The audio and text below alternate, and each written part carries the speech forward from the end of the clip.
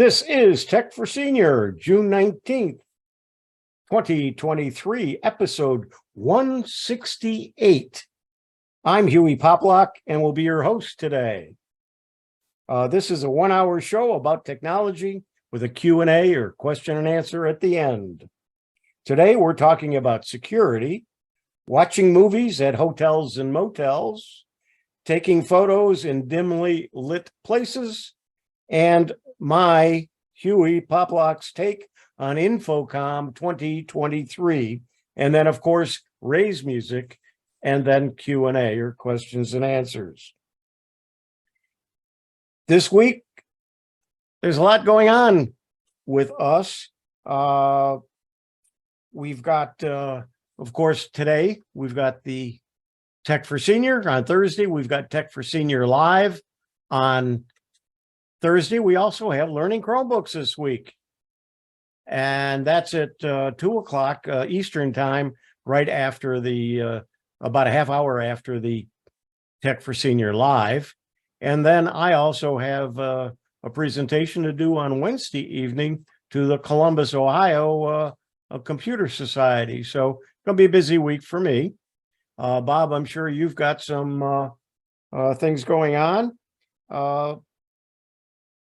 But before we go and talk to the people here at Tech for Senior and those of us on the staff, I'd like to remind you that we do a premiere show every day or every Monday after the show on the half hour, the second half hour of the afternoon. So it's actually at 1:30 Eastern time, and you can figure the times out from that. It's called a premiere show. What it is, it's we go back into the history of Tech for Seniors. We've got enough going on.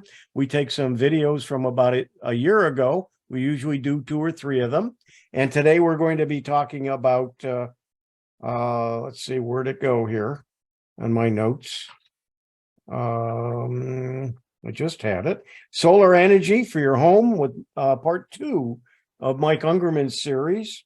A gift for the grandchildren this summer by Ron Brown, and cleaning windows without Windex, done by me. And that'll be in the premiere. I will post again. I've already done it once, but I'll do it again for those who joined since I posted it. The link, and you can find it on YouTube and watch it on at, as I said, 1:30 our time. Let's take a couple of moments and introduce our staff. Bob G, our security expert and generalist. He knows a lot about a lot of things about computers. He's also our security guard and kind of protects us and lets you into the meeting. Bob, how are you doing today? Yes, fine. Another pretty day. And you're where? I'm in Los Lunas, New Mexico. Actually, a little village about 10 miles outside of Los Lunas called Meadow Lake. Meadow Lake without a lake. And there used to be one. There isn't anymore. That old lake is now a park. I have a heart lake right outside my window here. When it rains, it forms a lake and it looks heart-shaped, but within an hour it's gone. But I call it Heart Lake. We also have Ray Baxter, our music man. Ray, good to see you. Good morning, Ewan. Good afternoon to some of our friends out there. And I'm doing fine here. Had a nice Father's Day, as I mentioned earlier, during the chat section with my oldest daughter and stepdaughter, and gave my stepdaughter finally figuring out what to do with old computers. You give them away. So I had a Windows 10 computer with an older printer and whatnot. And my stepdaughter's a real millennial, does everything on her phone. And I said, sometimes computer, larger screen comes in handy. So they were thrilled to get that yesterday, and I'll help them get that set up as well. Bill James, how are you doing today? Doing fine, Hewie, thanks. Had my 60th class reunion over the weekend. Yeah, that was interesting. Yeah, we're getting up there. Yeah. And it's funny, all those old people are showing up at those, and we just wonder why, right? We had lanyards that had our senior picture on them, so we could tell, you could recognize the face, but you couldn't put a name to it. So that was kind of fun. Yeah, that would be. We had a good time. The weather here is pretty nice, and I'm in Oklahoma City. And Mike Ungerman does EV cars. He's doing a whole series on that. Before that, he did it on solar panels. And Mike and I have known each other for years and years, and we go back a long time. Mike, nice to see you here today. Good to see you before the hurricane season really lets loose. Another invest is headed our way. And let's see. And then we have a special guest today is Chris Guld. I'm not sure if she's ready to say hi or not, but Chris, y'all know from the Geeks on Tour, is going to be with us, and she's doing a session this morning as well. So we'll be talking about, as I mentioned earlier, we're going to be talking about cybersecurity. We're going to be, which is Bob's. Let me find my schedule here. And then Ray's going to be talking about watching movies at hotels and motels. You don't have to put a quarter in a slot anymore. Oh, no. I'll give you a little history of where we've come from and where we are today. Yeah, that's going to be interesting. Yes. And then Chris Gould's going to talk about taking photos in dimly lit places. A lot of us live in communities that have events, and we want to take pictures, and they're usually quite dimly lit, or we go to meetings and there's not a lot of lights on, so people can see the screen. So you're not talking about bedrooms? No. And,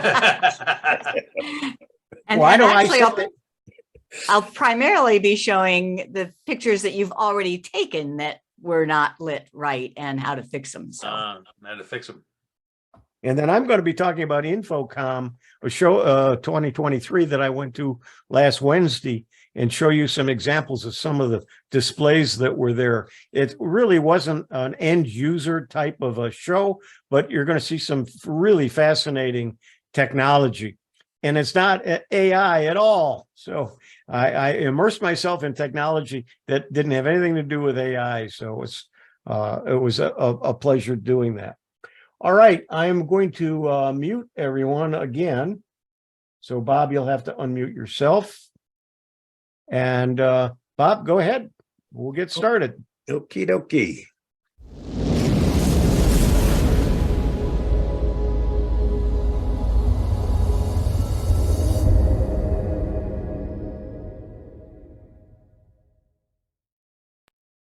Here is my security news roundup for the week ending June 16th, 2023. U.S. government agencies hit in global cyber attack. The U.S. Cybersecurity and Infrastructure Agency is providing support to several federal agencies that have experienced intrusions affecting their MOVEit applications. Eric Goldstein, the agency's Executive Assistant Director for Cybersecurity, said in a statement on Thursday to CNN, referring to the software impacted, "We are working urgently to understand impacts and ensure timely remediation." Aside from U.S. government agencies, several hundred companies and organizations in the U.S. could be affected by the hacking spree, a senior CISA official told reporters later Thursday, citing estimates from private experts. No ransomware demands have currently been made. Read more at CNN.com. Microsoft releases updates to patch critical flaws in Windows and other software. Microsoft has rolled out fixes for its Windows operating system and other software components to remediate major security shortcomings as part of Patch Tuesday updates for June 2023. It's worth noting that Microsoft also closed out 26 other flaws in Edge, all of them rooted in Chromium itself. since the release of May Patch Tuesday updates. If you're using a different Chromium-based browser like Chrome, it may be a good idea to make sure it's also updated. Topping the list of fixes is a privilege escalation flaw in SharePoint server that could be exploited by an attacker to gain administrative privileges. Read more at ℏ𝕠𝕟.com. Here's some startling news. The FBI buys your phone data, just like everyone else. It should come as no surprise to hear that companies and other entities have access to your personal data. But a newly declassified report has revealed that U.S. intelligence and spy agencies buy the personal data of American citizens. The report confirms that agencies buy citizens' so-called commercially available information.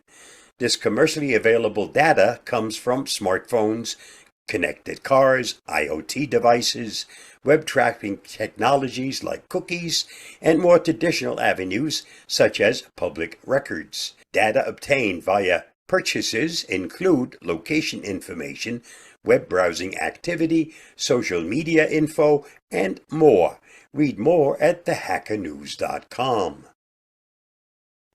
Researchers uncover publisher spoofing bug in Microsoft Visual Studio installer.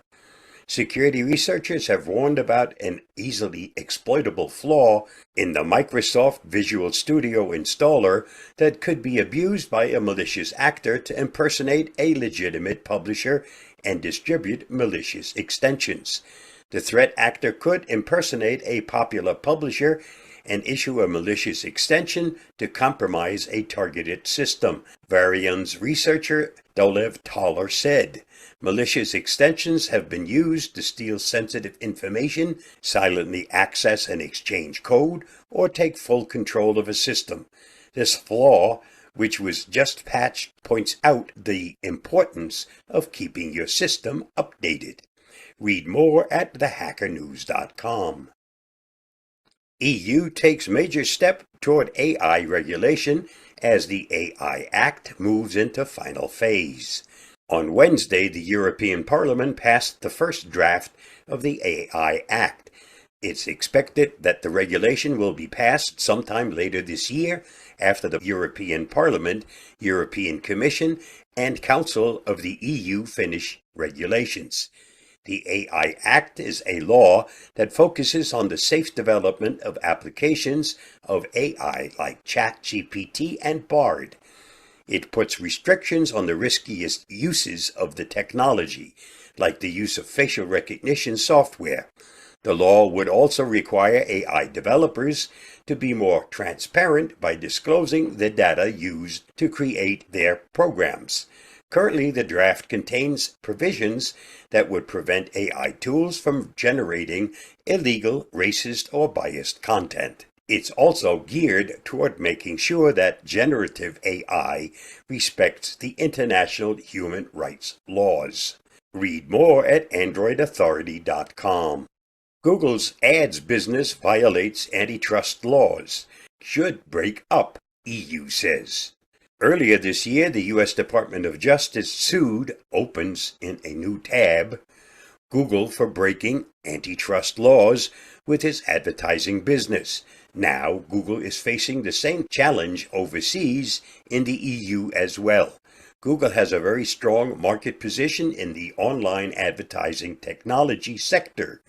It collects users' data, it sells advertising space, and it acts as an online advertising intermediary. So Google is present at almost all levels of the so-called ad tech supply chain, said the EU Commission Executive Vice President in charge of competition policy, Margrethe Vestager, in a statement. Our preliminary concern is that Google may have used its market position to favor its own intermediation services. Not only did this possibly harm Google's competitors, but also publishers' interests, while also increasing advertisers' cost. If confirmed, Google's practices would be illegal under our competition rules. Read more at ℏ𝕠𝕟.com. Apple expands It's on-device nudity detection to combat child sexual abuse material. Communication safety is a feature where we really want to give the child a moment to pause and hopefully get disrupted out of what is effectively a grooming conversation, or at least might be, says Apple's head of user privacy, Eric Neuenschwander. So it's meant to be high friction. It's meant to be that there is an answer which we think is likely right in the child's situation, which is not to move forward, and we really want to make sure they're educated. Read the whole story at wired.com. This week's must-see on my YouTube channel. Here's a checklist to put together ahead of your summer travels. Following that list will ensure a safe and enjoyable summer vacation. Please watch my video on that topic by following the link listed. Did you know? The Truman Show delusion is a mental condition marked by a patient's belief that they are the star of an imaginary reality show. Approximately 28% of IT professionals hide their career from friends and family to get out of giving free tech support. I belong to the other 72%. Service to others is the rent you pay for your room here on Earth. Thanks to Muhammad Ali. Just thought you might want to know. And that's a wrap for this week's Cybersecurity News Roundup. Stay safe, stay secure. I'll see you again next week. And thanks for watching and listening. Bye-bye. They just don't stop, do they, Bob? That's what keeps me busy. And I noticed this morning in the news that apparently Microsoft is being hit by, Yes. they're just trying to break in any way they can to Microsoft and disrupt them. So, yep, and the biggest problem we have, because a lot of things we can't control. If a big company has our information and they get hacked, there's nothing we can do about that. But boy, we can be careful on what we click on. And just be very careful of what emails we open and answer. Okay, next is Ray. Are you ready? Yes, let's see. Let me share. Let's go to the motel. Okay. The evolution of watching movies at hotels and motels. This will be shortly a little trip down memory lane. I'm going to review how technology has changed the way we watch movies while we're away from home, and what to expect today with the summer vacation season, 2 days from now, June 21, rapidly approaching. All right, in the olden days, as my kids used to refer to when I would talk about the times when I was growing up, in those olden days, that's not too long after televisions became common in the home, they started to appear in your room at the hotel or motel you were staying at when you were traveling for business or pleasure. I did a lot of traveling in the 1970s, so I have a good experience here. The options of what to watch were quite limited. Basically, your choice of what movie to watch during those overnight stays was only what was showing on regular TV. And not only was the selection limited, but you had to watch what was showing only at the time it was scheduled. And heaven forbid, you had to watch the commercials. Movie channels make their appearance. So as the decades progressed, the TVs became color and the channel selection expanded beyond the standard VHF or very high frequency stations. Movie channels such as HBO and Showtime started appearing on television in the late 70s and early 80s. Now, as these movie channels became more established, the chains began partnering with cable providers to make them available in guest rooms. The higher-end hotels quickly adapted to this new technology, while more budget-oriented motels took longer to offer them. But by the mid-'80s, movie channels like HBO and Showtime were commonplace. VHS tapes and the VCR. So with the introduction of the VCR, that stood for video cassette recorder, and the corresponding VHS, video home system tapes for home use, these devices started to appear in some hotel and motel chains. Now with tape players available in the room, this encouraged guests to bring their own tapes to watch. Now, in addition to a player in the room, some establishments offered VHS movies you could rent, but as you would expect, the selection was limited. And then, of course, as we all know, DVDs replaced tapes. So for those having an optical drive in a laptop that also included HDMI connectivity, you could plug your computer into the back of the hotel TV and play your own DVDs while viewing them on the TV screen. But this ability changed as laptops became thinner and no longer offered an optical disc drive. Now, one could opt for a portable DVD player, but this was an added expense and another device to carry.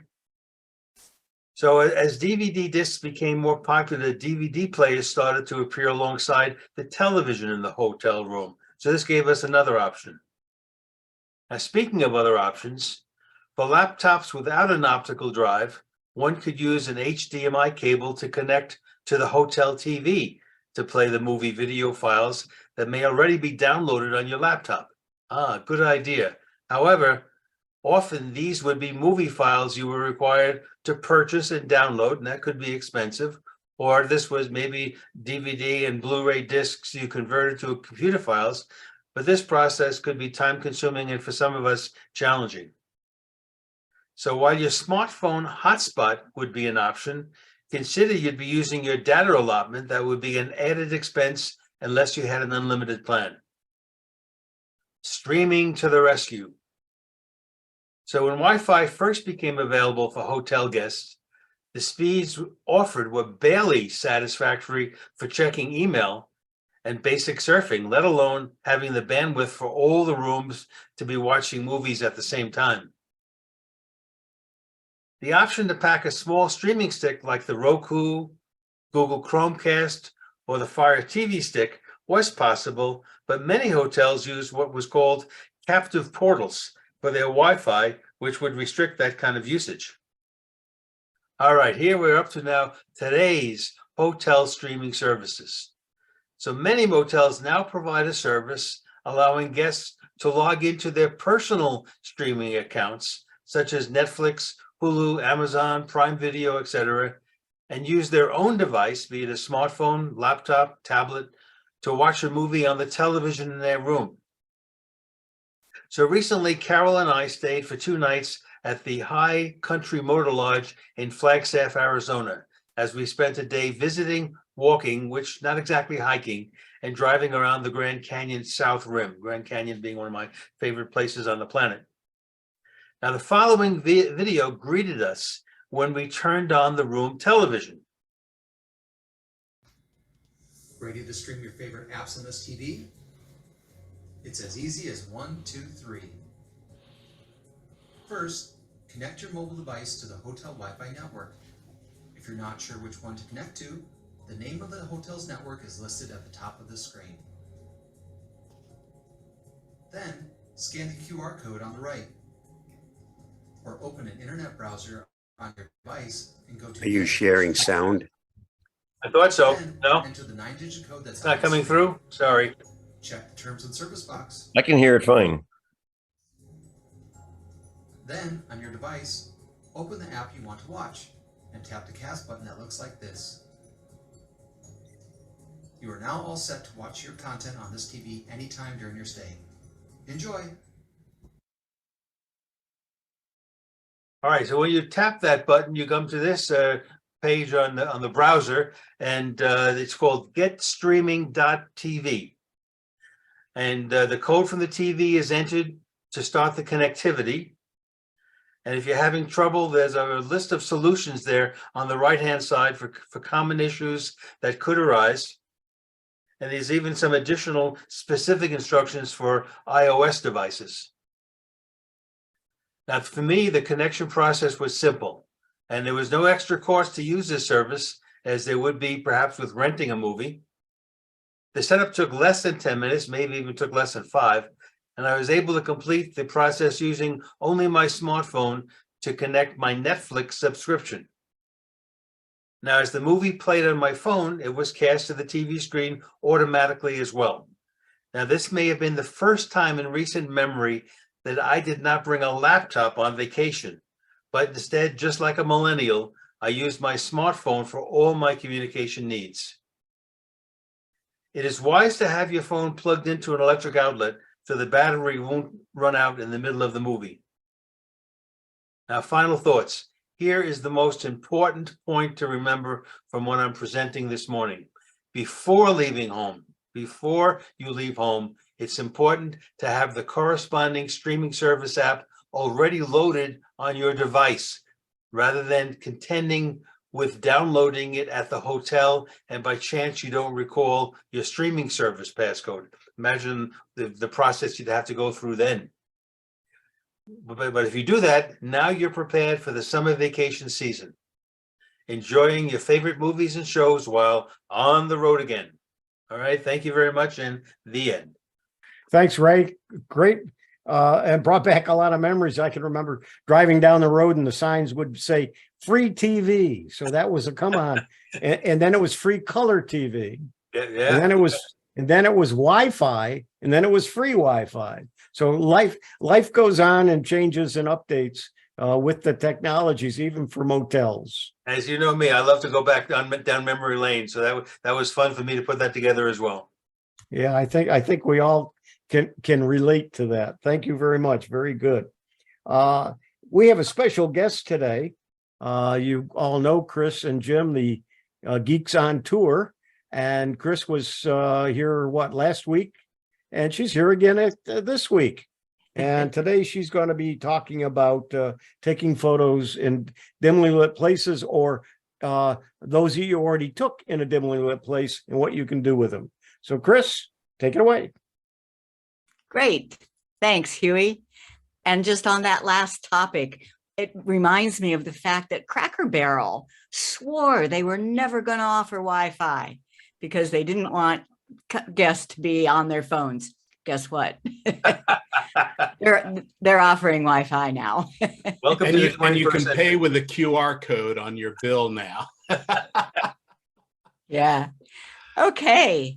Yes. Hello, everybody. We love the Tech for Seniors crowd, and thanks for inviting us. And I also love photos.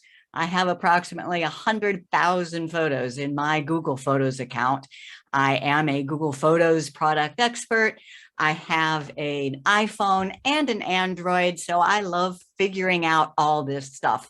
And Hewie had this great question about dark photos. So, and he's offered to give us 10 minutes. So here you go. Welcome to Mrs. Geek's Photo Zone. We have bite-sized tips covering taking photos with iPhones or Android phones, making photos better with editing and creative tools, and keeping your lifetime of photos organized and accessible with these tools, Google Photos. What do you have this week, Chris? Well, let me see. So we have taking photos, making them better, keeping them, and sharing them. Today, we're going to just look at making photos better and maybe taking a better photo to start with. You know how sometimes photos are too dark? That's what we're going to look at. And first, I want to show you how you can fix photos that you've already taken. So go ahead and get out your phone, open your photos, see if you can find one that looks a little bit dark, and I'll show you how to lighten it up. And I'm going to do this all on the phone. A lot of this can be done on the computer, but you're taking these photos with your phone, and I want you to know that you can just edit them right with your phone. And I will start then with the iPhone. And I'm using Google Photos. I might have a chance to show you how you can do it with the photo editor that came with your iPhone, but Google Photos really is better.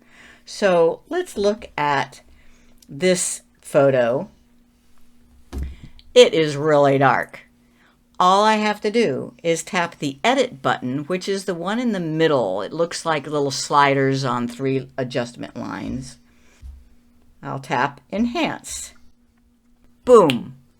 You didn't even see that there was a deer there. It was so dark. But you just tap enhance and it brightens it right up. Now, I'm going to want to do that again, so I'm going to cancel rather than saving it.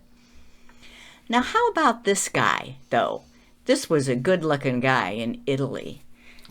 But if I tap edit and enhance, it doesn't do much.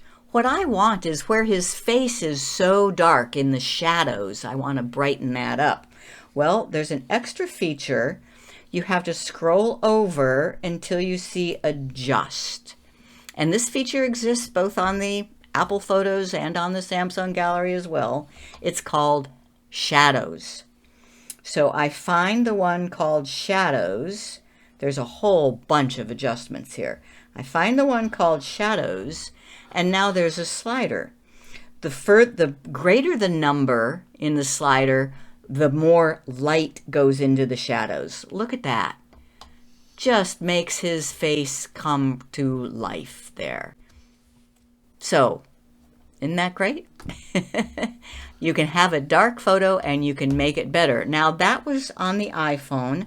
I can do the exact same thing on my Android, my Samsung. Once again, I'm still using Google Photos, though. So I will open up that guy. You tap the edit button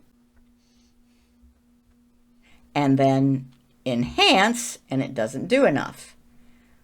Adjust and find shadows and increase the number, and we've gotten rid of the shadows on his face. Now, what if you wanted to make sure that you took the picture right, though? Let me show you a really special one here.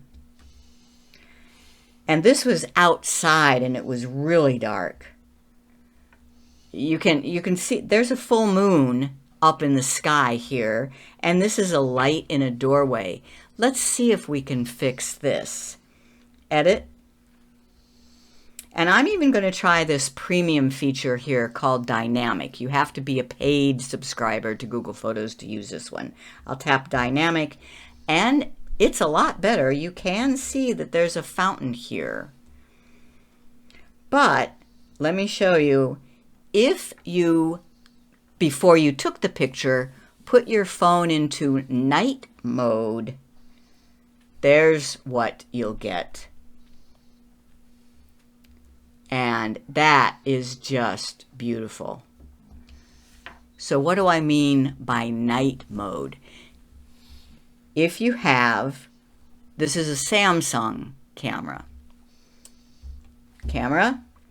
and under more, there's night. So if you thought to do that beforehand, you put it in a night mode, then you take the picture, then the exposure is just beautiful. And you have something similar on your Pixel, right, Jim? Right. It's called Night Sight. And it's right on the camera in the different modes. So night sight, and it will expose. Don't turn on your flash. The flash on these little phones just isn't enough to do anything, and it will mess up the camera's innate ability to set the proper exposure. So keep your flash off. Want to know how to do that? Let me show you. So this is the Samsung, the Android phone, in the camera under photo. So you just taken photo. Up at the top, the lightning bolt stands for flash. Tap it and you have off, auto, and on. I think it should be off. So have a line through it. Off, because if it's on auto and you're in a dark room, it's gonna flash, and I think you'll get better pictures with the built-in exposure capabilities. On the iPhone, in camera, there is the flash and it has a line through it, so I'm good. If you tap it and it turns yellow, that puts it on, that puts it off. You want it off. Now, I do think Google Photos is the best at this, but in case you don't use Google Photos, I want to show you just how you would eliminate shadows using both the iPhone Photos and the Samsung Gallery. First, the iPhone. So I'm talking about this app. I call that Apple Photos. And obviously gonna have to. So here is my handsome man from Italy whose face is all in the shadows. I tap the word edit on the iPhone, and now you have all sorts of things here, but I just want to find the one called shadow. Notice as I move over, the word tells me what I'm at, and I want shadows, and I want to increase the light in the shadows. There we go. I think he looks lots better. So that's the iPhone, and note there's all sorts of different features in there for editing. On the Samsung, I'm talking about gallery. So I would open that same photo, and edit is this edit pencil on the Samsung gallery, and then this one is light. You can play with all of these, but I'm just going to go straight to the light and scroll over until I see shadows. And I'm going to increase the light in the shadows. That didn't do all that great. So you might have to play with some other settings on the Samsung. Now you see why I say that I think Google Photos is the best, but there are all these tools built into your iPhone or your Samsung. So there, dark photos, no problem. Usually you just fix them afterwards. I don't pay that much attention to when I'm taking them. I'm just snapping pictures, and I want you to know that you can brighten them up later. But if you want to set your exposure when you take the picture, there are tools for doing that too. I am Mrs. Geek. And I am Mr. Geek. And we are Geeks on Tour, and this is Mrs. Geek's Photo Zone. Catch us next time.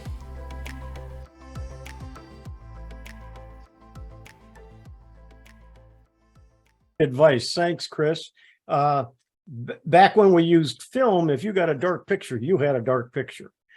With digital images, I read somewhere that when you take a picture, that data is there, and it's a matter of adjusting it. So it's always there. So knowing what buttons and what things to do to bring that light back in is what you need to know, and that's what you just showed us. So thank you very, very much. And we'll stick around for the Q&A also. Okay, great. And we do have Q&A at the end for any of our speakers or anything else that you have questions about. All right, I think it's my turn now. So let me go ahead and share my screen.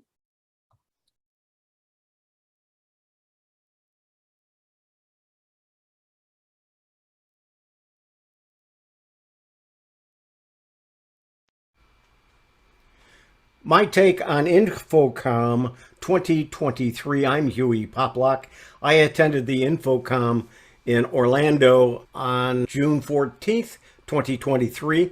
Infocom is the largest professional audiovisual trade show in North America, with thousands of products for audio unified communications and collaboration, display, video, control, digital signage, home automation, and live events.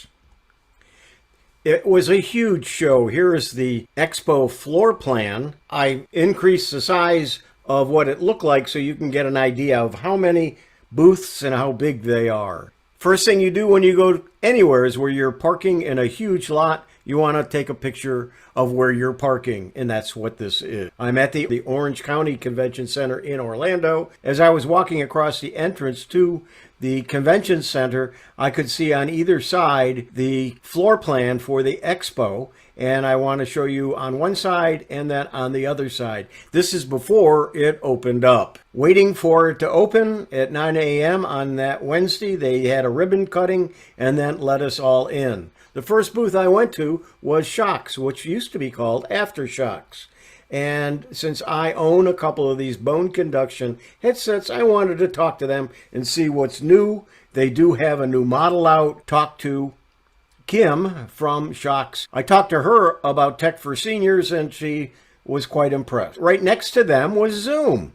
Zoom wasn't talking about the normal Zoom as we know it. They were talking about all of the new things that they have in hardware for connections and big conferences, communications in companies between employees and different offices and so on. This is part of what their display looked like. They were showing some of the hardware that's available. These were cameras and microphones. Then I went to a different booth, and it showed a setup for doing your own interview or podcast. It was something they rent. They don't sell it by piece, but they can put it together, ship it to you, or if you're in one of the areas where they are, they can actually deliver it to you and set it up. Here I am in front of it.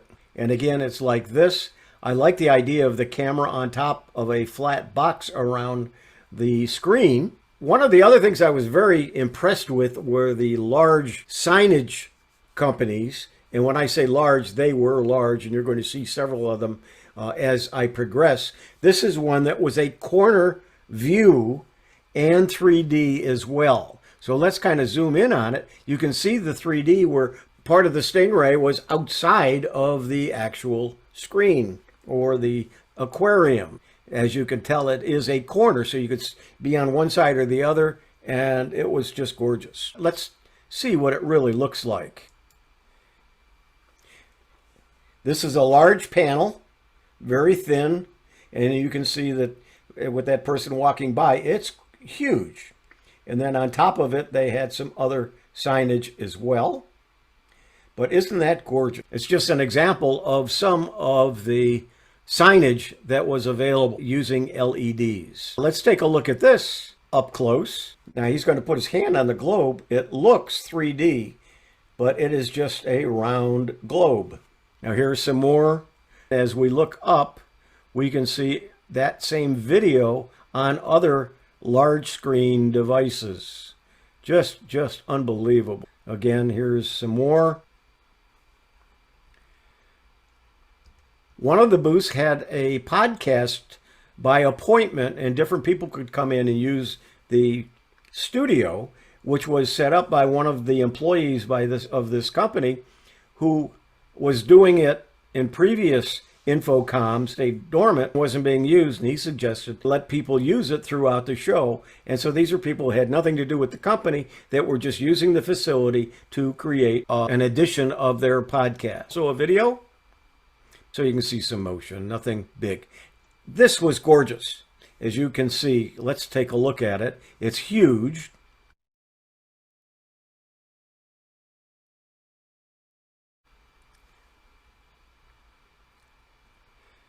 What a gorgeous signage, but let's take it a little bit further. This is that same sign, but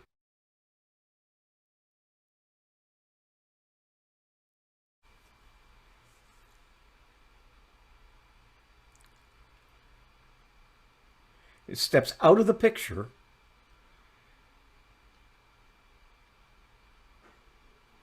and then runs away. Just amazing. Here's another booth that had different ways to create meetings, and they're showing some different cameras and all different kinds of equipment for doing meetings. This is what I think Ron should have for all of his equipment. I'm not sure how much it would cost. I'm sure more than his house. However, it is gorgeous. People really know how to use these things. To their people, this is the company that sells. Stopped at another booth, and the camera that I'm using today for Tech for Senior is one of their cameras. The company is Boom Collaboration, and I'm using the Boom Mini, and this is another one called the Boom Uno. Here's what they both look like. I don't have a Boom Uno yet. They promised to send me one, and I'll be able to do a review and report on it. It has a microphone, a camera, and a speaker all built into the same unit. This is a gaming table. The booth was for the furniture people, but then I went to eSports, which had a big booth, and they actually had a gaming room replicated here, and they weren't playing the game at this point. There was a speaker who is the manager of an eSports location, and he was talking about how they set it up and how they use it. Very interesting, as well as one of their control boards where you could actually, or where they can actually look at the different users in the game as well as their screens. This was a movie scene with equipment. There was a camera on the end of that robotic arm. It moved down, got a close-up, and they're using these large signs as the backdrop for video and for movies, and so they don't have to now move to locations for a lot of the production.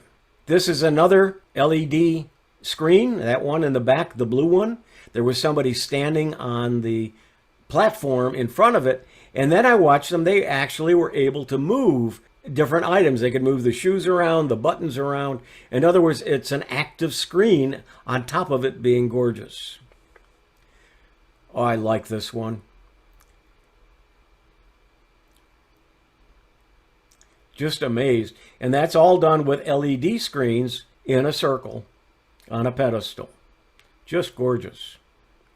But the lady that was demonstrating in the booth, she's on an LED screen on the floor, and it looks like she's actually walking on it, moving water as she goes with fish or koi swimming underneath her feet. I went to another booth similar that had LED screens, but what I liked about this is they had a large sign in a circular, and then they had what it looks like. And the manager saw me taking pictures of it, and he came over and said, well, here, let me show you. And so what he did, you can see that it actually going around.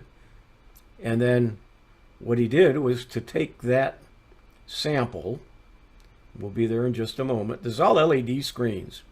Now he takes it, and you can see what the back of it looks like. It's unbelievable that you're getting such beautiful pictures out of it. And then he just rolls it up while it's still on. Then he spread it out, and he said, I was renting a scooter, and I was on the scooter, and he said, well, why don't you just drive over it? I said, are you kidding me? And he said, no. So I handed him my phone to take a picture, and then let's move to the next one here, and let's watch him taking a picture of me on my scooter. I got to get turned around. He's got to get set up. But I was trying to avoid running over it. And she said, no, go right over it. So I went over it. And then I went over the actual one that he showed us. No damage to it. No problem with it. This is all LED technology that's available now. This is a holographic invisible screen. You'll see that there are people behind it, so the screen is like looking through a window, but there's a hologram in front of it. And that hologram changes into all different kinds of things, including signage and some pictures. I'm not going to spend a lot of time. I'm not going to show this whole one because there are several things that it changes into, including birds and other things. Here I met up with a good friend that I see when I go to Orlando shows. He was a monitor distributor back when I had a computer store back in the 90s, and we've remained friends over the years, and we met at this show. I also went to Mrs. Myrtle. This is her daughter, Pat's daughter, and Pat visits us on several of our meetings. And this is her daughter who was running one of the booths in the show. This show is so big they have a daily 82-page newspaper, but it's not on newspaper. It's on very slick magazine type paper. 82 pages per day. There's a typical page with news about different items that are in the show, and then also many of them have advertisements of the various vendors. As I was leaving, I took a picture again from that same entranceway and exit way from both sides of the floor with people on it. So that's my take on the Infocom 2023. I'm Hewie Poplock. Thanks for joining. Lots of interesting technology. And the naked eye 3D is something I hadn't seen before. And it's gorgeous. You don't have to have any special glasses, and you're still seeing 3D. Okay, at this point, I hope we have our magician in the background. Our technician is going to end the YouTube. And for those of you on YouTube, thanks for being here.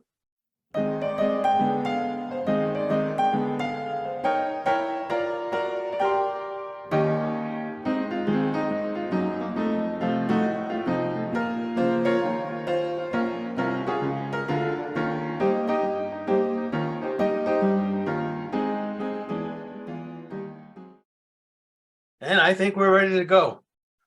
All right, Jim Croce, a timeless musical icon. Truer words could not have been spoken. So in the realm of singer-songwriters, there are a select few whose music transcends generations, leaving an indelible mark on the hearts and minds of listeners. Jim Croce is one such troubadour whose soulful tunes continue to captivate audiences even decades after his untimely death. With his distinctive voice, heartfelt lyrics, and impeccable guitar skills, Croce remains a timeless icon of the folk rock genre. Now, he was born January 10, 1943 in Philadelphia, Pennsylvania. James Joseph Croce discovered his love for music at an early age. He honed his skills as a guitarist and songwriter, crafting melodies that effortlessly blended elements of folk, rock, and blues. Croce's genuine storytelling ability was a hallmark of his songwriting, allowing listeners to connect with his music on a deep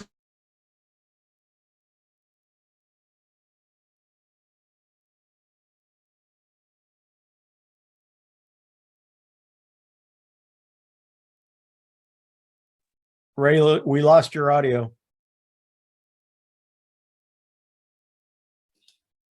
Yeah, but Helen, once they put the book down, can they remember where they put it down at? All right, how about now?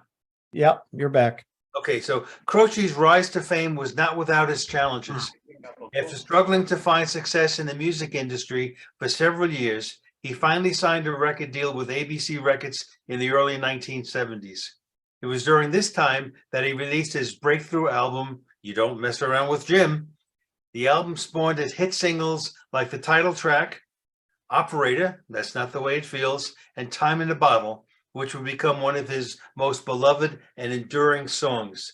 Now, Croce's music possessed a rare authenticity that resonated with a wide audience.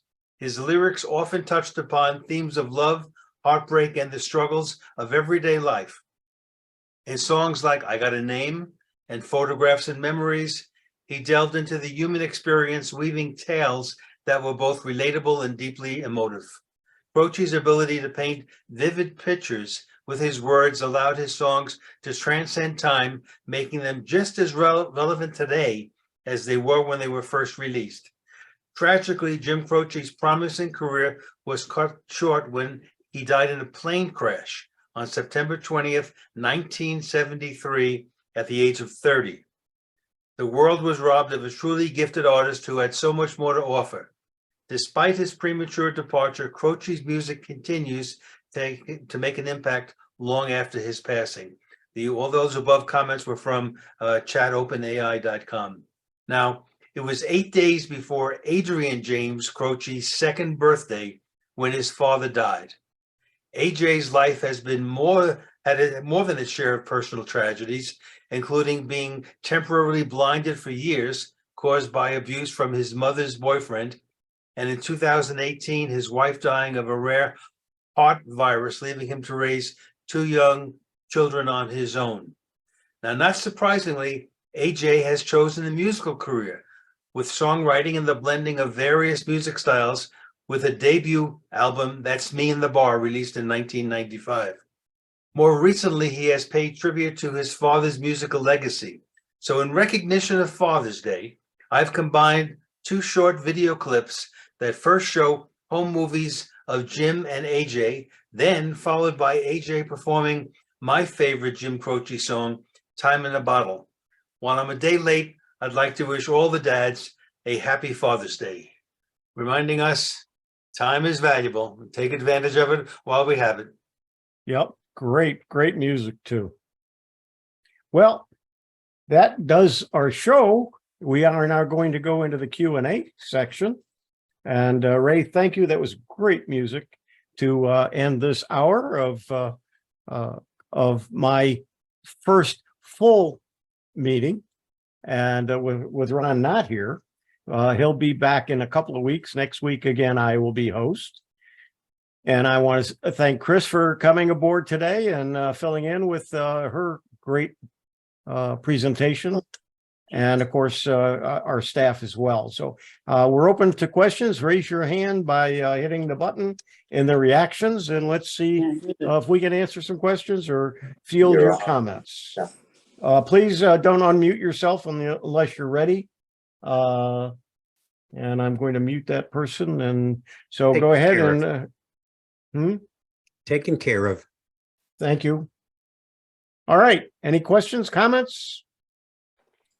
Donna, unmute yourself. I might have been the one who unmuted early. I'm sorry. Yeah, that's all right. It was really interesting.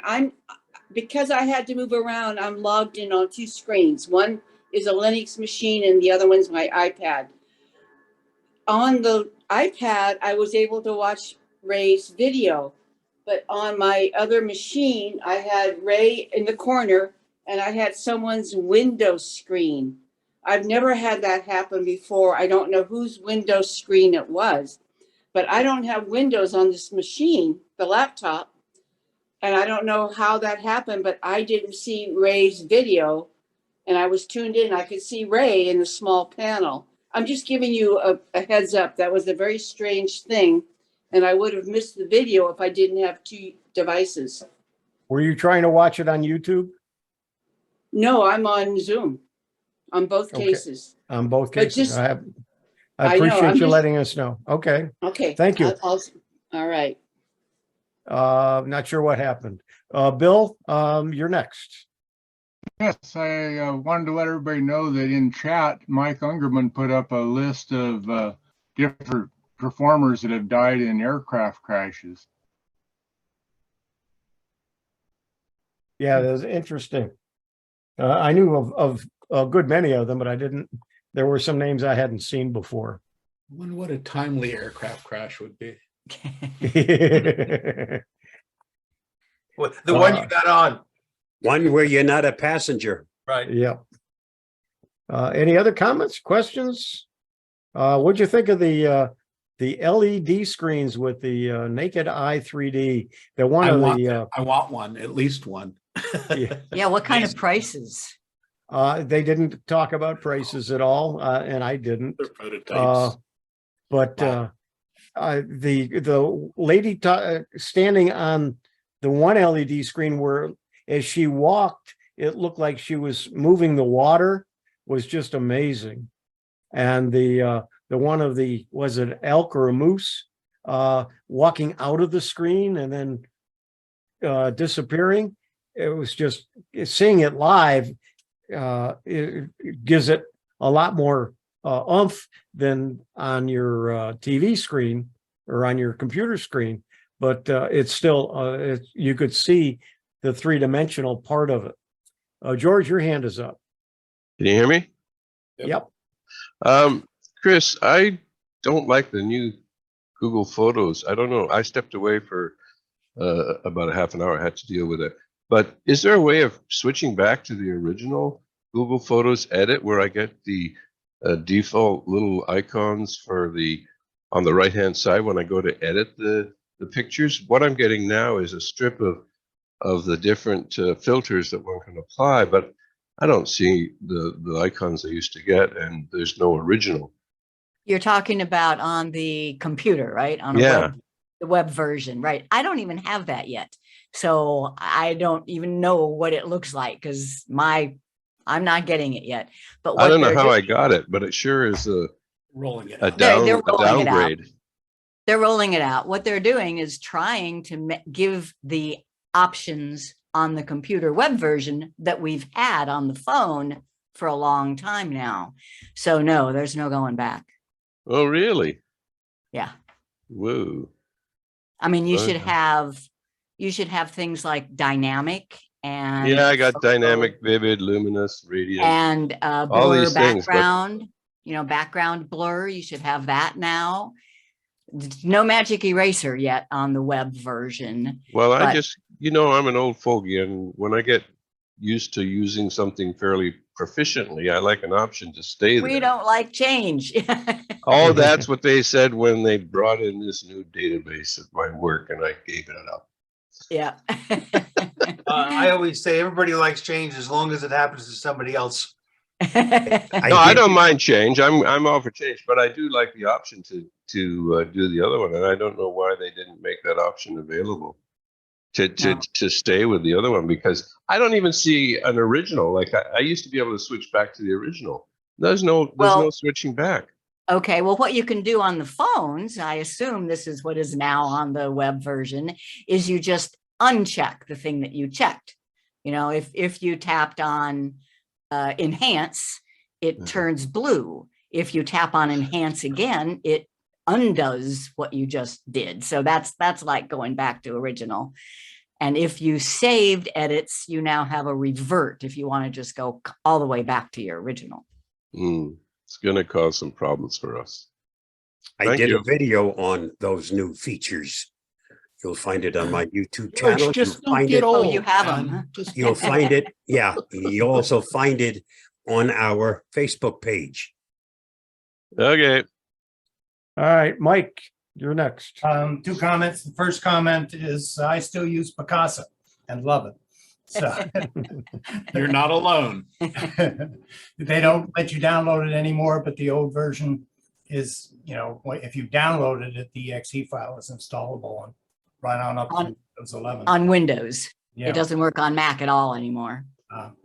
On Huey's comment about the 3D holography, really, the Consumer Electronics Show every year has, as far back as I can remember, has had some form of no glass 3D, and various different manufacturers have been trying it. Looks like from what you saw, the technique is finally available, and I look forward to seeing at CES next year if any TVs are going to adopt it.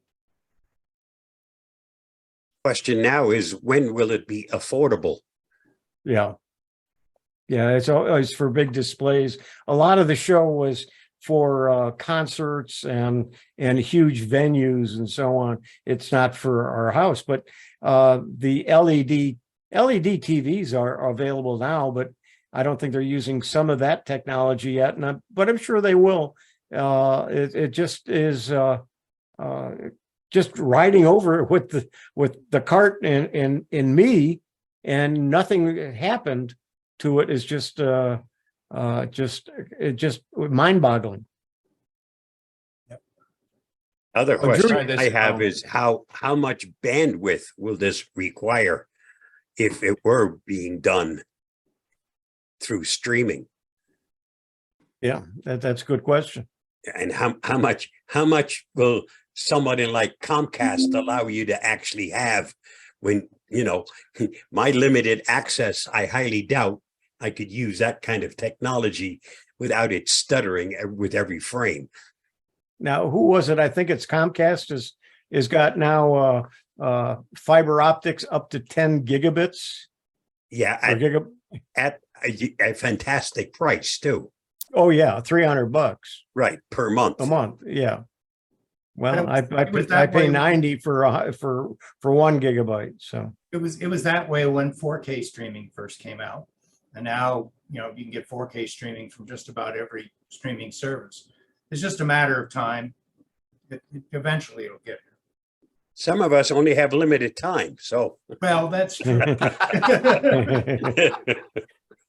Bill, you have your hand up again?